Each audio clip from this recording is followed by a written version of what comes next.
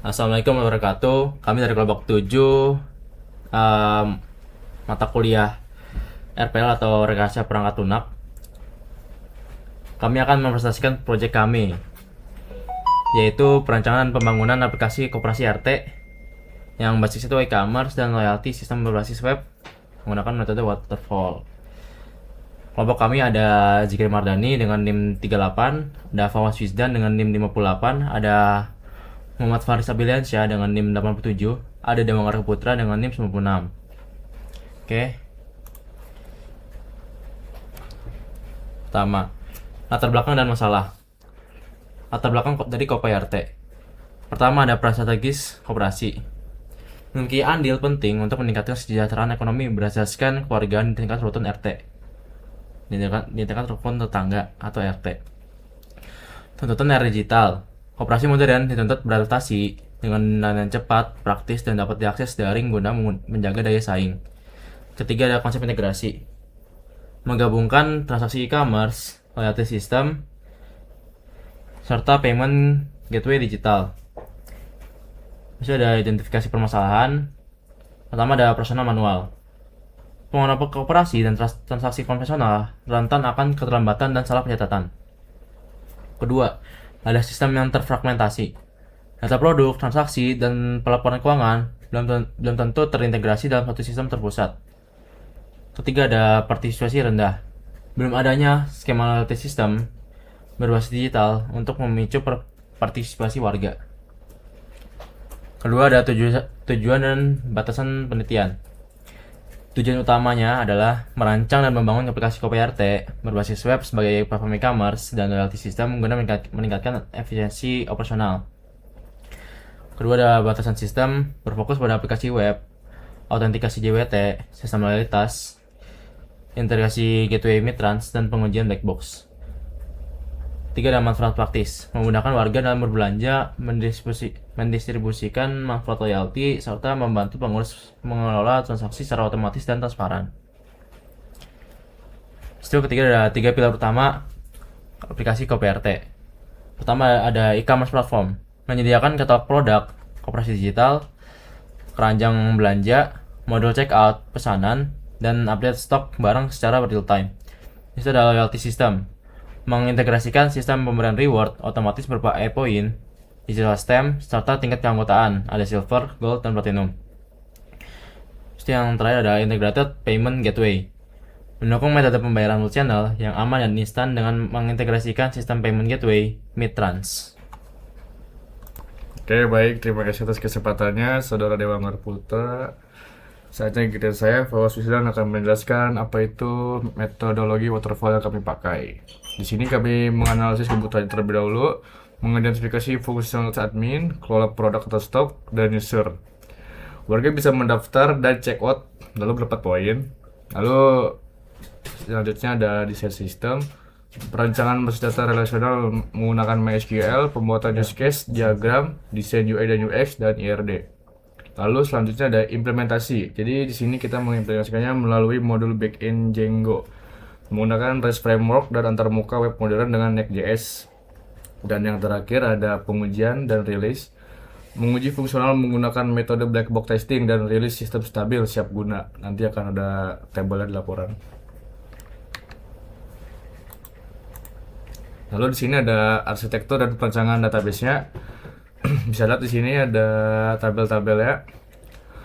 Arsitektur client servernya kita menggunakan Next.js dan TypeScript untuk front end, menyediakan antarmuka modern yang cepat dan responsif untuk warga. Lalu ada Django REST sebagai backend-nya, mengelola logika bisnis, autentikasi JW token, dan manajemen transaksi database.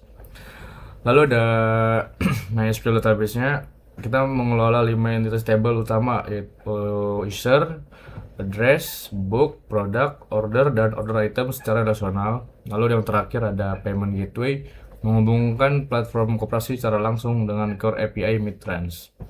Mungkin dari saya segitu saja. Selanjutnya bisa dilanjutkan oleh Saudara Jika Mardani. Oke, selanjutnya saya akan mendemonstrasikan website yang kami buat. Jadi ya ini adalah homepage-nya, ini adalah halaman awal ketika kita membuka websitenya. Nah, di sini kita bisa masuk atau daftar. Nah, ini untuk tampilan dari login atau daftar. Nah, ini untuk tampilan loginnya, ini buat daftar pengunjung, dan ini buat registrasi akun warga. Jadi kita tuh membedakan. Jadi buat yang warga RT tersebut, dia punya akun yang khusus lah daripada yang bukan dari warga RT tersebut. Nah, kita coba login di sini.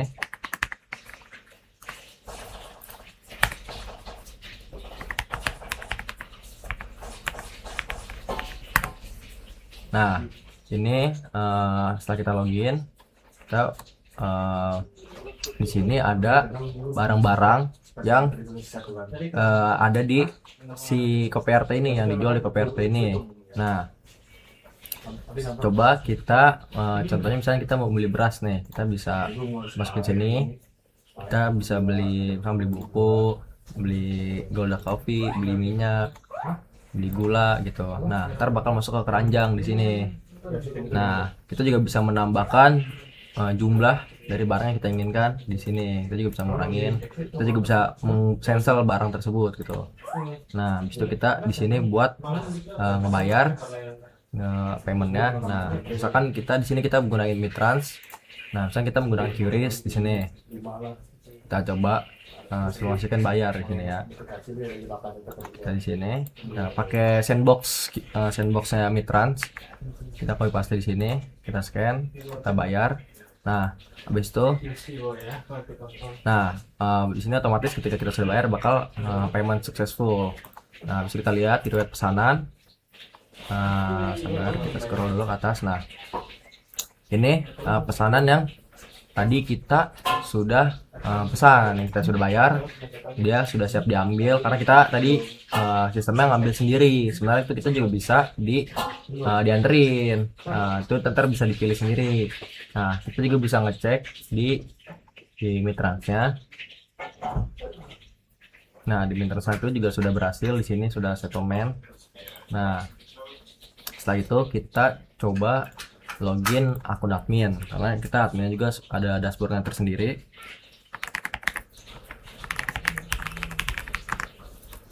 Nah, untuk admin dia tampilannya seperti ini dashboardnya. Dia ada di sini tuh ada analitik dan ringkasan. Jadi kayak di sini tuh ada total pendapatan, ada pesanan. Jadi pesanan itu selama 24 jam. Jadi setiap 24 jam di reset. Terus juga ada anggota aktif, itu ada warga satu, user. Nah, user itu dia tuh orang yang yang nggak login, jadi itu masuk website tapi nggak login, itu user. Nah, habis itu ada barang, notifikasi. Jadi kalau misalkan ada barang yang stoknya habis, itu bakal ada notifikasinya di sini. Terus juga ada grafik, kayak grafik penjualan, rata-rata omsetnya gitu. Nah, habis itu ada kelola pengguna juga nih.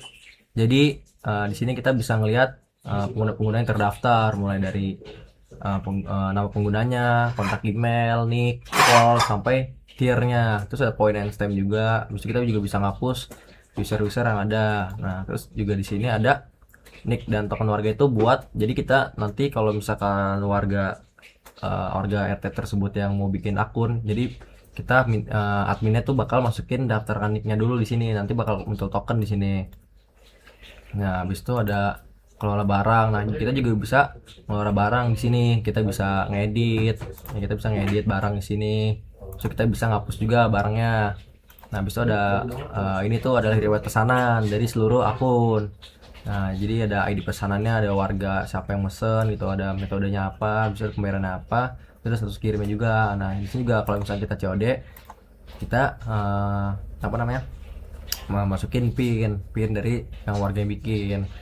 Nah, habis itu di sini ada finansialnya. Di sini ada kayak pendapatan harian selama 14 hari, terus ada total pembayaran online itu ada berapa, terus ada total COD itu berapa, terus itu ada hariannya juga. Ini kan yang 14 hari, nah ini hariannya. Terus juga ada poin dan stamp itu di sini. Nah, terus kita coba daftarkan anggota baru buat warga.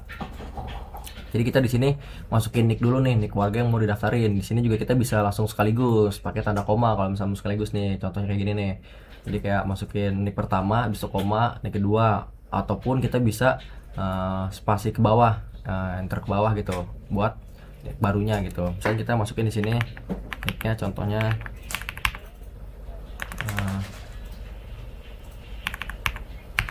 nah gini. Nah, karena nick itu minimal 16, jadi kita juga harus masukin nick itu 16 angka, karena nick itu emang ada 16 angka.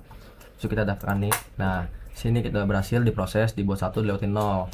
Nah, maka di sini akan muncul nih tadi yang nick kita daftarin, dan ini ada token uniknya. Nah, token unik itu bakal dipakai nanti pas si warganya itu ngedaftar akunnya. Nah, jadi kita bakal ngasih token ini tuh nanti ke warganya. Jadi kita ngasih tahu ini tokennya buat nanti bikin akun. Jadi juga statusnya masih tersedia. Jadi kalau misalkan tokennya udah dipakai, dia statusnya bakal jadi terpakai. Terus juga ada tanggal dibikin tokennya. Nah, kita langsung coba aja di sini, kita salin. Nah, kita keluar, kita coba daftar akun warga di sini. Nah, kita di sini masukin nick yang tadi detiknya dulu. Nah, habis itu ada token unik yang tadi.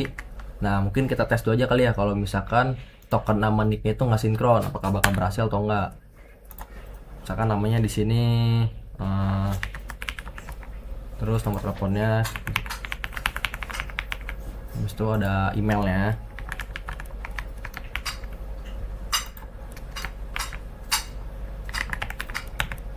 Masukin email di sini, terus ada username-nya, itu kata sandi. Nah, itu ada alamat. Nah, ini kan kita kan nick sama tokennya nggak sesuai ya. Coba kita bikin. Nah, oh ya ini salah ya nicknya. Nah, ini kan nicknya nggak sesuai nih sama si tokennya nih. Kalau kita registrasi apakah bakal gagal atau berhasil? Nah, kalau misalkan si tokennya itu nggak sesuai sama nicknya, itu dia bakal gagal karena nggak sesuai. Jadi ini keamanan lanjutannya lah. Jadi kita kalau misalkan token itu emang bisa digunain ya hanya ke nick ini gitu, nggak bisa ke nick yang lain gitu. Nah, kita coba. Nah, kalau misalkan nick sama ini sinkron bakal akan berhasil. Nah, habis itu kita tinggal login aja tadi yang kita bikin.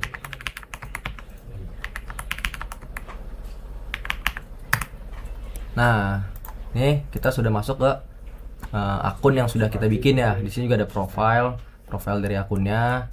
Sini kita bisa masukin nama lengkap, nomor telepon, tanggal lahir. Nah, untuk username sama nick itu nggak bisa diganti. Kalau misalkan diganti, dia tuh harus diganti lewat si admin. Terus ada jenis kelamin, ada ini juga nih. Di sini ada buku alamat pengiriman. Jadi buku alamat itu kayak kita bisa nyimpen beberapa alamat. Jadi biar nggak perlu ngetik lagi setiap mau beli barang. Jadi kita bisa nyimpen alamat di sini. Habis ini ada pin buat COD nih. Jadi kita tuh bisa nambahin pin yang tadi tuh COD. Jadi nanti kalau misalkan kan apa ya, kan kalau misalkan COD itu nggak ada yang benar-benar ke deteksi sistemnya gitu pembayarannya. Kan kalau misalkan yang online kan pakai Mitrans. Nah, kalau misalkan COD kan kita nggak tahu nih dia itu pengguna itu udah beneran bayar atau enggak gitu kan, apa pesanan udah sampai apa belum. Nah, itu tuh pakai digit pin. Jadi ini pun kepake nanti kalau misalkan si pengguna mau pesan orderan. Jadi itu buat keamanan lanjutannya. Jadi kalau misalkan akunnya diambil orang terus dia mesen COD ke alamat tertentu gitu, itu nggak bisa, harus tahu pinnya dulu, pin di dalamnya, dan pin itu beda sama kata sandi gitu. Nah, nanti pin ini pun dipakai nanti pas COD si kurir tuh disuruh masukin pin dari akun yang mesen COD itu buat keamanan lanjutan lah. Terus juga ada pusat bantuan kayak gimana cara belanja online di KPRT, terus berapa minimal, terus apa kehapusan COD itu aman, terus juga bagian cara dapat poin dan sistem digital, terus juga ada SK di sini secara ketentuan. Habis itu ada ini juga nih, ada si tiernya juga nih, karena di sini baru buat jadi tiernya masih silver.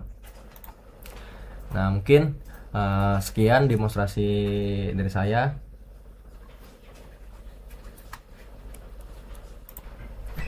Lalu selanjutnya pengujian black box texting. Jadi fitur skenario, registrasi dan login akun, lalu input data warga valid dan submit form, lalu hasil yang diharapkan data user tersimpan dan login berhasil masuk.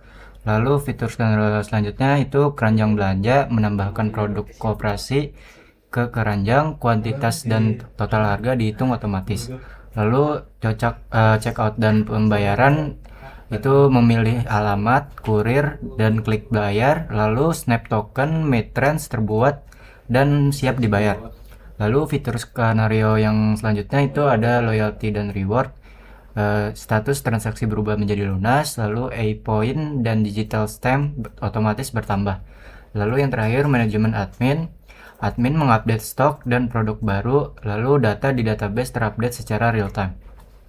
Lalu selanjutnya kesimpulan dan saran. Kesimpulannya, RT berhasil mentransformasi koperasi konvensional tingkat RT menjadi platform modern yang terintegrasi e-commerce dan loyalty dengan metode waterfall.